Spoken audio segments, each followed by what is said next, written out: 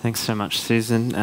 Good morning, everybody. I'm going to be just sharing with you a little bit today for the message. It's awesome. We've got the youth are with us as well. The Sunday youth program's not on today, so they're just going to be with us in the service. So it's so good to have you guys here as well. And it's awesome. It's so great.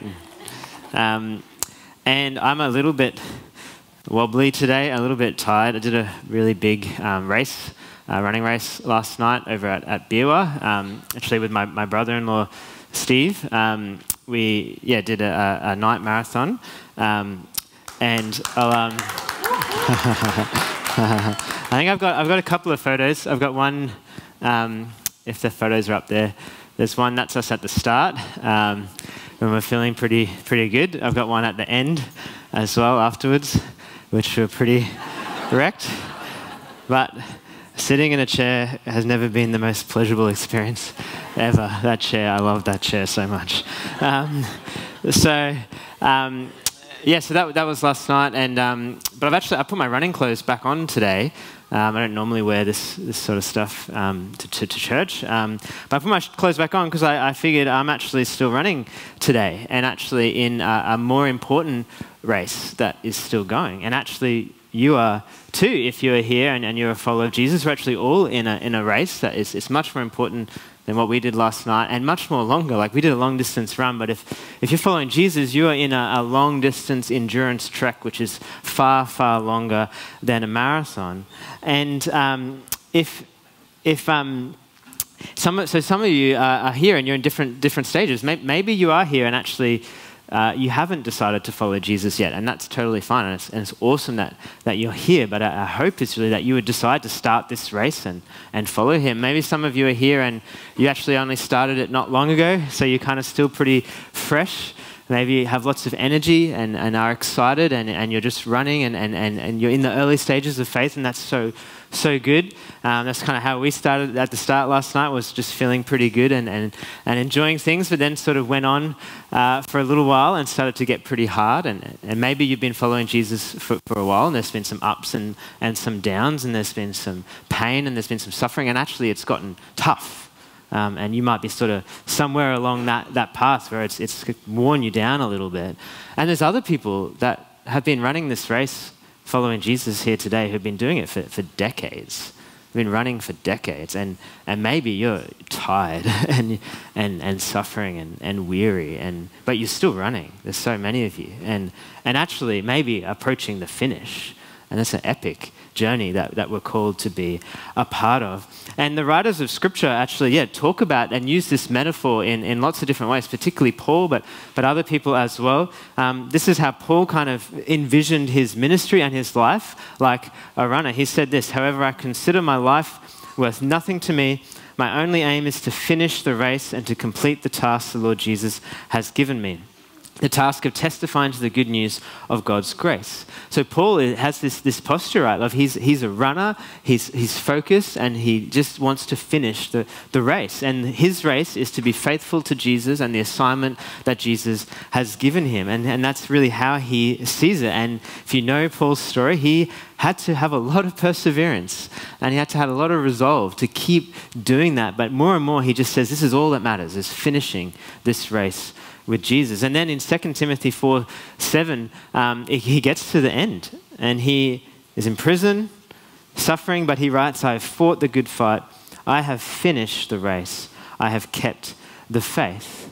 And at other times he talks about like running to win, but ultimately the thing that matters in this race of following Jesus is just that you keep going. It's just that you finish. It's just that you get to the end. And many people have. Many have gone before us in Scripture, in history, who have run faithfully with Jesus to the end through much sorrow and hardship and pain. And the writer to the Hebrews mentions this in Hebrews 12. He says we're to remember them. He says, since we're surrounded by such great cloud of witnesses, the witnesses are like people throughout history who have followed Jesus through suffering and pain. We're to think about them, and then in light of that, throw off everything that hinders and the sin that so easily entangles, He says, let us run with perseverance the race marked out for us, fixing our eyes on Jesus, the pioneer and the perfecter of the faith. And really, when you're running, you have to do what this author says, right? Like you have to get rid of unnecessary baggage, which is what we did last night. We had a race pack, which is really lightweight. We had lots of stuff that we brought with us, but then when we started the run, we left most of it behind. You carry the bare essentials, things that you need for hydration and for safety, and that's literally it. You have to throw off things, and so too when we're following Jesus, we need to throw off things that are in the way and only carry things that will actually help us. The writer says that this race will require perseverance, will require endurance. It will get hard. We will get tired. We will face obstacles, but what matters is keeping going. But to do that, we have to take certain things into our lives. We need help. We need encouragement. When you're running, you need fuel, you need energy, you need support, and so too do we. And ultimately, the only way to finish this race is, like this writer says in verse 2, is fixing our eyes on Jesus, the pioneer and the perfecter of our faith. When we were running last night, the course is marked out with just little reflective tags that are orange, that are on trees every 200 meters or so. So we didn't have to really think about where we're going. We just need to keep looking for the next marker. And I was thinking, this is just what it's like following Jesus. Often we don't know what's next, but we just need to fix our eyes on Jesus. Where is he? What is he doing? What's he saying is the next thing? That's how we finish this race. So that is actually just my introduction today, and it's an introduction to a whole series that we're going to look at this year called the Transformation Trek. And the whole sort of metaphor that we're doing is that following Jesus is like embracing on a long-distance endurance marathon trek that's going to go for decades, a whole life. So what's required is to actually think through, well, how do we follow Jesus faithfully? And actually the journey that we're on is a journey of transformation to become like him and to reflect him in our lives, even through pain and difficulty and discouragement. And what we're going to do, the kind of the focus of the series is actually looking more at practical aspects of following Jesus and what are some actual practices, or some people call them spiritual disciplines, that we actually put into our lives, because we actually have to do things regularly to help us to grow and be transformed. So, and they really fit into what that verse just said. Some spiritual disciplines and practices are about casting off things that are unnecessary.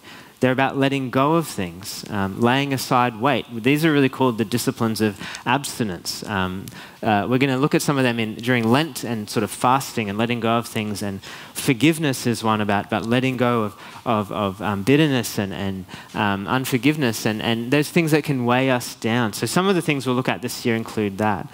Some are more disciplines where they're about taking something in and doing something that will strengthen you to persevere and to keep going. Things like prayer and scripture are things that we need to feed ourselves with, and community, that we will be able to persevere and endure. So some disciplines are more disciplines of engagement. They're not letting go, but actually picking up and putting things into our lives to help us be strengthened and not discouraged.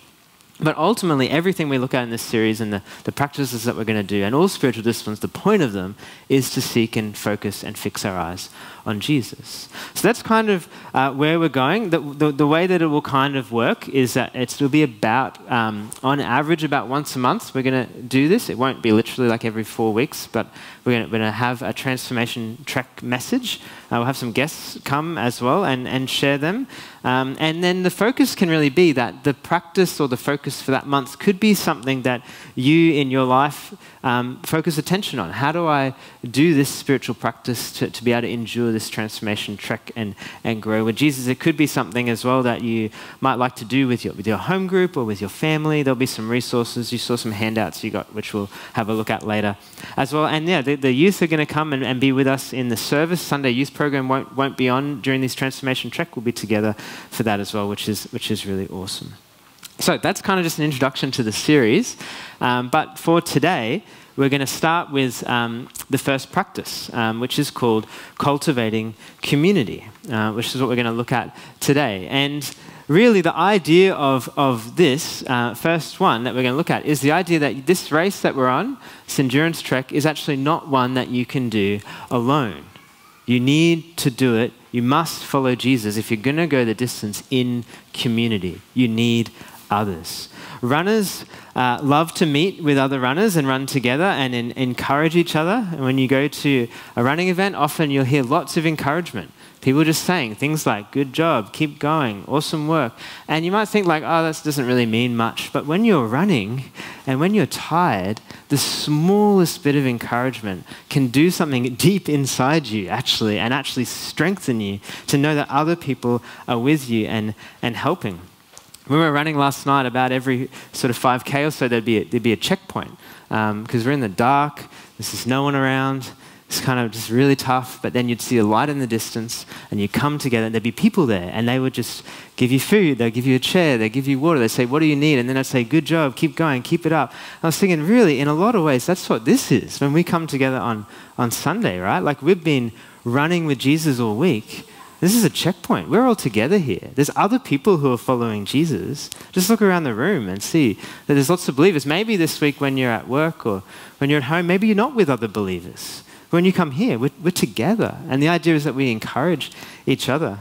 At one point in the run last night, it was sort of towards like the 18K mark and it was sort of getting almost to sort of halfway. And the way that it works, it was sort of 2 loops out and back. But then people were also doing a half marathon, so they were running the opposite way. So they were kind of crossing us. And I came to this part where it was just starting to get a bit hard. I was by myself. But I came over this hill and there was just this amazing stream of the half marathon runners running the opposite direction. I could see this huge stream of people. And as they started passing me, I would be saying to them, like, good job, but they would be encouraging me. And it was just like, good job, keep going, good job. It was just like everyone's just encouraging. And it made me emotional because it was just like this bomb of encouragement. And I ended up running up this hill that I shouldn't have run up because they just like strengthened me. Like, it felt like if you're in the army and someone sends in reinforcements, it just would be like, yes, there's other people here. There's other people doing this with us. And that's what it should be like when we come to church, right? Yes, we're all together. We're following Jesus. Like, let's encourage each other. We're probably weary from the week. Maybe it's been really tough, but we need each other to build each other up. So we need others, we need community because and everything's easier in community. And you might know this in other contexts, not just running. You might know this even in school, like when you're doing exams or something like that. Like just being able to have other people to do it with you and support you, and you're in it together. It makes such a difference. Maybe in your workplace, in a project, or your family. So we so need support and strength from others. And the writer to the Hebrews, as we read before, mentions this as well in Hebrews 10. It says, let us hold unswervingly to the hope we profess, for he who promised is faithful. Let us consider how we may spur one another on toward love and good deeds, not giving up meeting together as some are in the habit of doing, but encouraging one another, and all the more as you see the day approaching. This is really a picture of what Christian community is supposed to be, that we regularly gather, and the point is that we all come to encourage each other and strengthen each other to be able to continue loving God and loving others for another week. And because the truth is, if you're trying to do this alone, if you're just running alone, it's so easy to get discouraged. And everyone at some point in this journey, it's so long. We're called to follow Jesus not for a year or two, not for a few months, but for decades, for our whole life, no matter what happens, whatever suffering comes. As we sung before, we want to be singing at the end of the day. And if we're just trying to do that by ourselves, we will get discouraged. So we need encouragement. And you might be here today and you really need encouragement. That's my prayer, that you'll receive it through the service, but maybe even just from somebody saying, hey, like God is with you. Just keep going. It's all you got to do is hold on and keep going. We also need community, not just because we need to receive encouragement though, but we actually have a responsibility to give encouragement. The following Jesus is about love primarily, and you cannot love without other people. So the idea that we could follow Jesus in isolation, just me and him, we can love him, but actually what our love for him is to look like is often love for others. And others who are following Jesus are struggling and need our gifts and need our encouragement. And that's not just people who are in ministry or pastoring. That is every believer, no matter what stage in your faith. And even doing things that simply coming and worshiping and blessing someone can be so encouraging for them. The Message version of that verse, the little line, about considering how to love, translates, let us see how inventive we can be in encouraging love and helping out. The idea of let's imagine, how could we encourage each other even more? How could I, when I come to church, support and strengthen and bless others to help them? Because we have a responsibility to do that. So that's kind of why we need community, kind of the big picture. We're on this massive journey. We need encouragement. Part of the journey is actually to be like Jesus and to love and to give encouragement. Other people need us. But the idea of this, again, is that we're trying to get more practical and think, well, what does this look like? How could we do this? So what I want to do next is just think through what I've kind of called a couple of postures that we could shift. Because I guess community is a big thing. Again, it's something that we need that can be really good sometimes. You might have had great experiences of community, or family, of church, of work, or friends. You may probably have had really hard experiences as well. And often, every community is a mix of the both. But it can affect our attitude and our posture. So I would encourage, one thing that we can do is just address that and shift, if we are in this place, shift from having a casual posture toward community, particularly Christian community, to a committed approach. Being casual in some ways is not bad. Aussies are pretty casual as a culture, and in some ways us as a church, we're kind of a casual, not a very formal church, we like to be laid back and relaxed, but being casual can also, when it comes to community and our commitment to it, can have massive effects. Because in our world now, we can kind of have the sense that we have community. If you have, if you are online, if you have social media, if you can contact people through messaging, sometimes it can just feel like, oh, there's all this community, there's all these people, I can see what's happening in their lives, but it can be a false sense of being committed, a false sense of being connected, so. We can sometimes then just become casual and just think oh yeah, I'll go to this event if I feel like it, or I'll come to church today, I'll just see how things are going, or I didn't really like this, so I'm just going to leave and go somewhere else. And can just have this sort of casual approach to thinking, well, I'll just see what suits me and see what's good, and if this person upsets me, I'm not going to talk to them, and just have a casual approach to community. And you might have had relationships like that before, where maybe you had a good relationship. We were talking about that, Tam and I, this week, and she had a friend, grew up together, went to school together, a really close relationship, but then went to different high schools. And we're just nothing wrong happened, but we're just kind of casual in their connection, weren't really intentional to keep their relationship going, so kind of just drifted apart. And sometimes like that, you're forced to be together, or there's structures that hold you together, which is good, but sometimes you actually need commitment to continue to grow community. So one simple thing to do is to simply find and recognize the group or the groups of people that God has called you to be a part of, and simply commit to showing up for them. Simply commit to being there. That might look like just regularly coming to church. Which may not seem like a significant thing, but it is, especially to be doing it over decades. And again, many people here have done that, just faithfully ran this race together over a long time and then have formed deep, deep connections. And that's not necessarily that you have to do that here. Just wherever you go to church, if you're a part of a church, the best thing to do is just to commit to it, to decide to be a part of it. Not to be just sort of in between or just casual about it. That could look the same, for a small group or a group of friends, or even a community maybe in your workplace that you're called to be a part of, just to have an attitude and a posture of being committed to it. Because, again, we need encouragement, and when we're discouraged and everything's tough, probably the last thing sometimes we want to do is connect with community. If we're ashamed, if we're struggling, we may not want to see other people. But that's probably the time when we need it the most. So building it into our lives as a structure, then when we're struggling, we just got to keep going. Just got to keep attending, keep showing up for each other so you can be strengthened and strengthen others. Another posture shift is to shift from the posture of a consumer to a cultivator.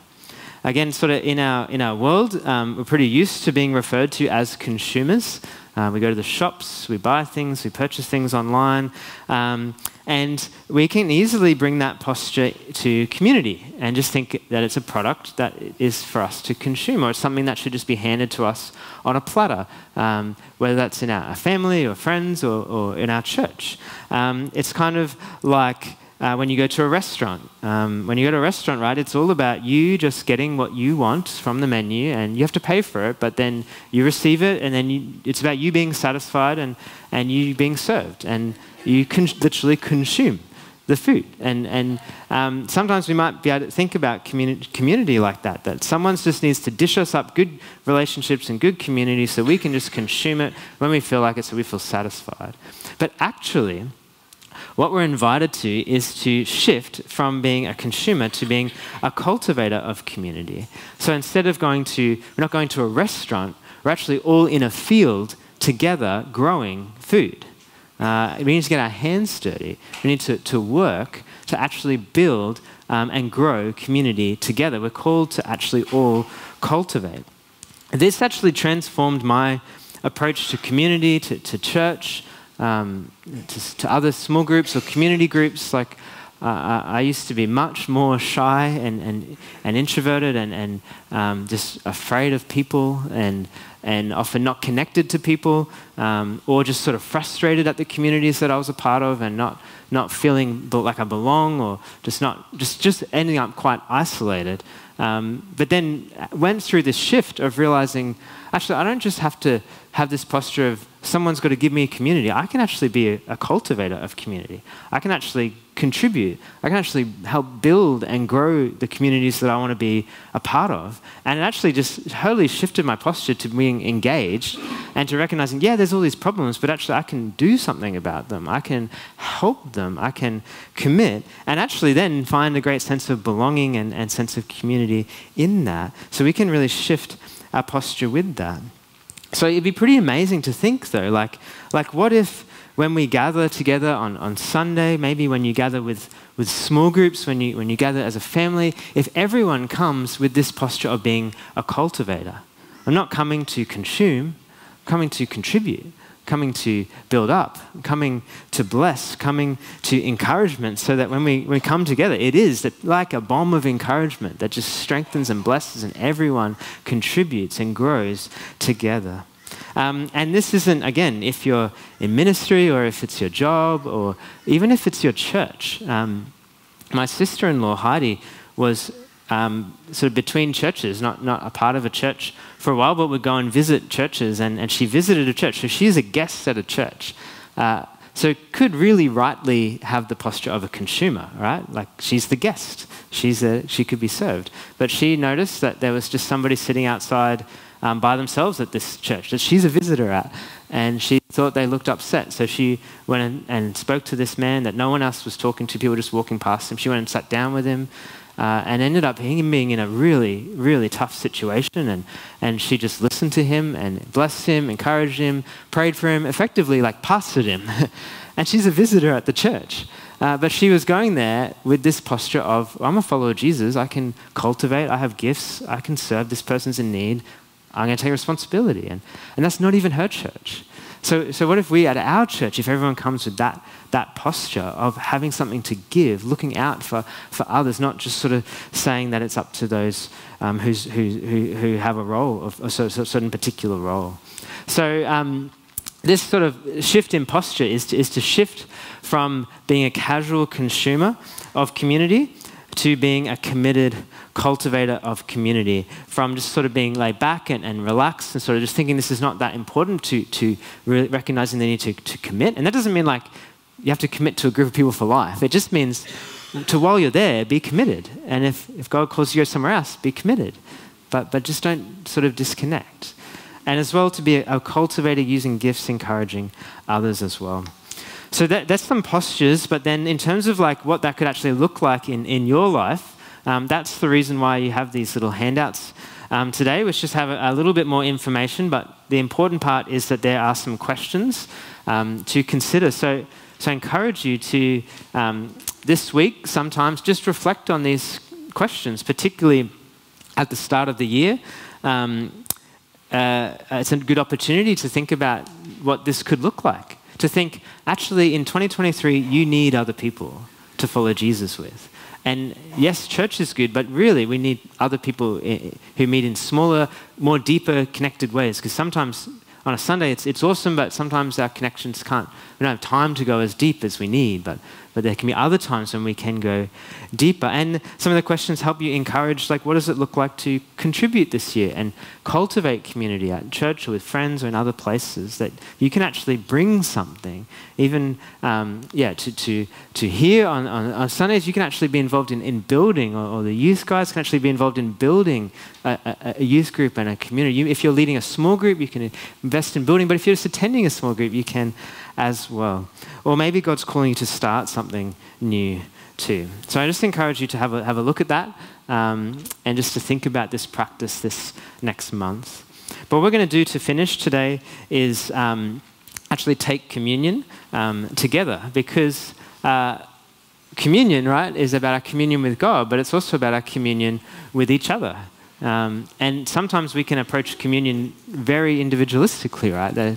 It's just between us and God, but it's actually something to practice together. It's actually to be an encouragement to us in the body. And yes, we look and we recognize Jesus' body in the bread, but we're actually invited to recognize this is Jesus' body around us, that Jesus actually is dwelling in each of us. His body is present here in his people.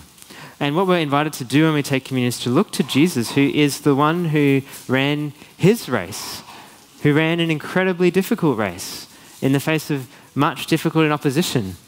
I was running last night, but everyone who I saw was encouraging me to keep going.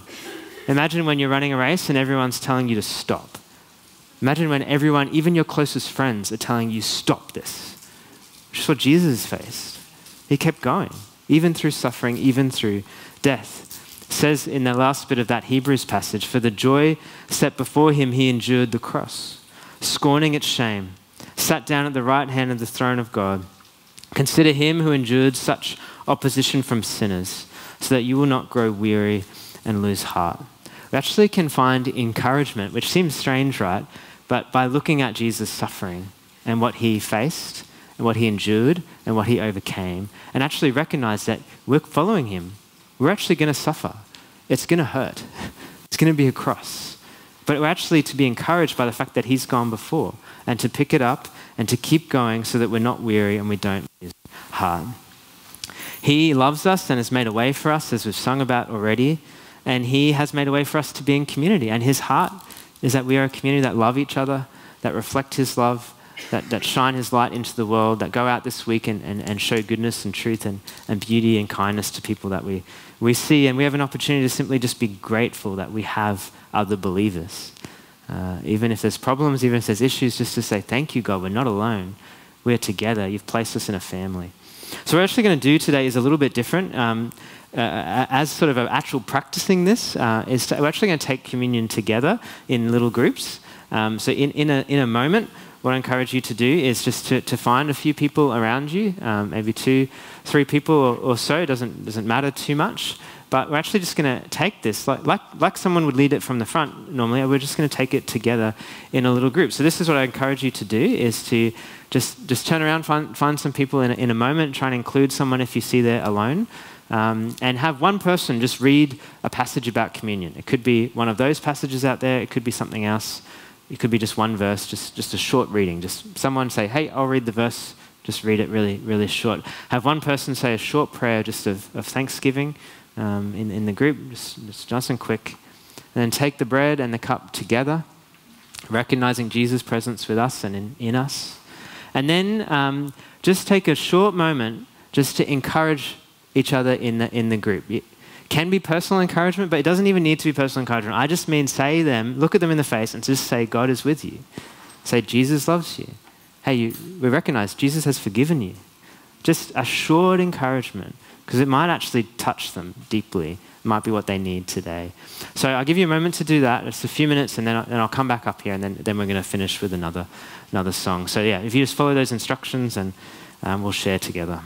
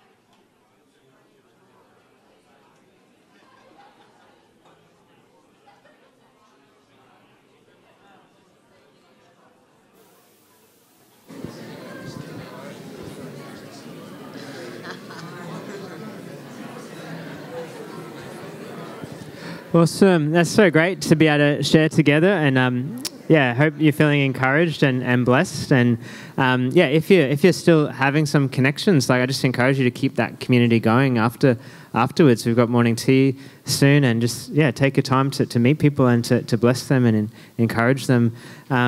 We're going to sing to finish, but we're also going to have just prayer available if you'd like to come and have some prayer. Greg and Janelle available to pray. I think Joel's around as well over here. So maybe if you just want to come to the front, or you could even come and sit maybe in the front chairs over here after the service if you'd like prayer, because there's just a few people that I was thinking who might need prayer today, especially after that message. Particularly, like I said before, sometimes people's experience of community can be very negative, and even in church, and that can be very jarring if the community that you are supposed to come to get encouragement, you actually are met with discouragement or difficulty and opposition and or frustration. And maybe that has been some people's experience of church or Christian community, and maybe this is just an opportunity to have some healing for that and to be open again to that. And if you'd like, or maybe God's sort of touching you in that, to come and have someone pray for that, because it can be quite vulnerable to open up to others again if you have been hurt. As well, maybe there's some people here who have actually kind of stopped running the race.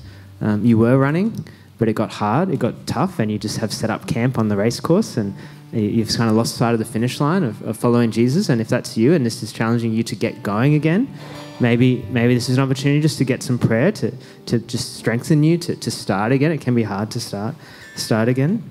Maybe someone else is here and you actually feel like God is inspiring you or leading you to start some kind of community. Maybe it's a small group. Maybe it's just gathering a few other people. Maybe it's a whole ministry. Maybe it's starting an initiative at your work or your family. If you'd just like someone to pray for you and bless that, I encourage you to come forward. And also, just if you have actually never started running with Jesus, you've never decided to embrace on this race and follow him, and I just encourage you to make that decision to trust him and to come forward and have someone bless you in that and pray for you in that, or to tell someone about that as well. So let me just pray, and then maybe if you could stand with me and we'll sing. But if I said any of those things and it kind of did just sort of, maybe that's me, I just encourage you to come for prayer, or if you'd like prayer for anything else, you can come too. So let's stand together. We thank you so much, Father, for this faith community. Maybe sometimes we can take it for granted, or maybe we can find it difficult, but we just give you thanks that you place us with brothers and sisters, and give us grace to be grateful and thankful and be encouraged and built up and do that for others.